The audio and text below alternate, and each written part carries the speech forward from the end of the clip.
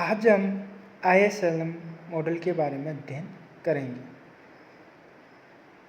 Keynes के बाद इक्स एवं हैंसन ने ISLM तकनीक विकसित की, जिसके आधार पर क्लासिकल एवं किन्सियन मान्यताओं के अंतर्गत आय एवं रोजगार निर्धारण की व्याख्या की जा सकती है।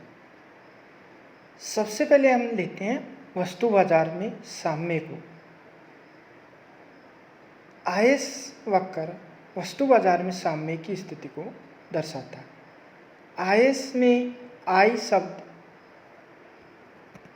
निवेश को और एस बचत को दिखाता है।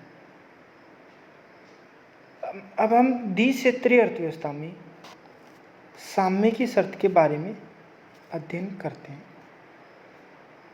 चूँकि द्विक्षेत्रीय अर्थव्यवस्था में साम्य वहाँ पर होता है जहाँ पर समग्र मांग और समग्र पूर्ति दोनों एक दूसरे के बराबर होते हैं, यानी aggregate demand equal to aggregate supply. यहाँ पर Y समग्र पूर्ति को दिखाता है और C+I समग्र मांग को दिखाता है, यानी C उपभोग क्षेत्र है, I निवेश क्षेत्र है।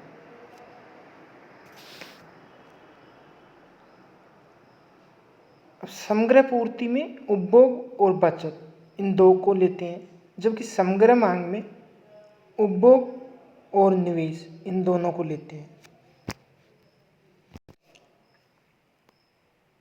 इसमें आगे जब हम देखते हैं तो C से C कैंसिल हो जाता है और फिर लास्ट में हमारे पास आता है S बराबर I, यानी द्विक्षेत्रीय अर्थव्यवस्था में वस्तु बाजार में साम्य वहाँ पर होता है जहाँ पर बचत और निवेश एक दूसरे के बराबर होता है।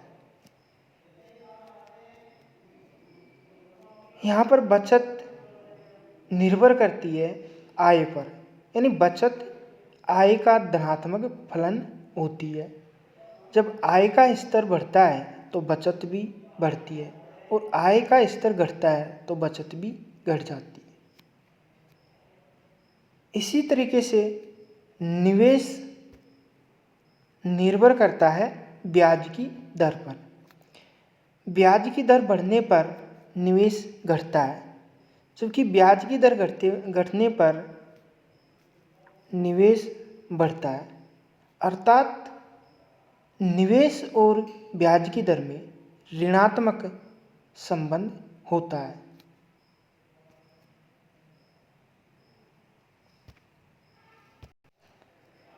इस प्रकार आयस वक्र R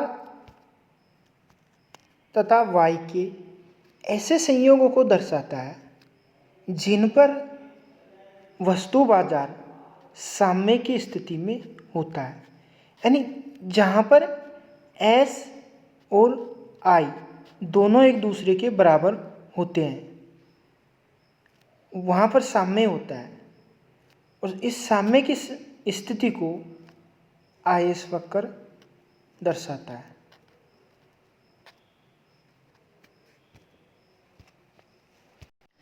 अब हम आयस वक्र की व्युत्पत्ति को देखते हैं। सबसे पहले चित्र फर्स्ट, यहाँ पर बचत फलन को दर्शाया गया। चूँकि बचत आय का धनात्मक फलन होती है, यानी आय का स्तर बढ़ने पर बचत बढ़ती है। चित्र फर्स्ट ये दर्शाता है। फिर चित्र सेकंड, चित्र थर्ड निवेश फलन को दर्शाता है। निवेश ब्याज दर का ऋणात्मक फलन होता है, यानी ब्याज की दर बढ़ने पर निवेश घटता है और ब्याज की दर घटने पर निवेश बढ़ता है। ये चित्र थर्ड दर्शाता है।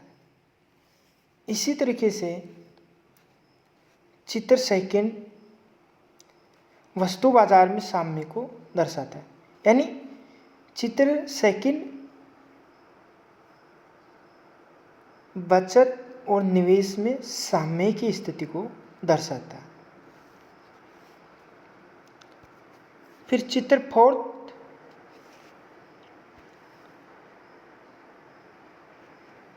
आयस वक्र की व्युत्पत्ति को दर्शाता है। यानी R0 तथा Y0 का संयोग A, इसी तरीके से R1 तथा Y1 का संयोग B, फिर R2 तथा Y2 का संयोग C। इन तीनों संयोगों को मिलाने से यानी A, B, C तीनों संयोगों को मिलाने से आयस वक्र का निर्माण होता है। इस तरीके से आयस वक्र ब्याज दर तथा आय के ऐसे संयोगों को दर्शाता है जिन पर वस्तु बाजार साम्य की स्थिति में है। यानी निवेश और बचत जहाँ पर बराबर होते हैं।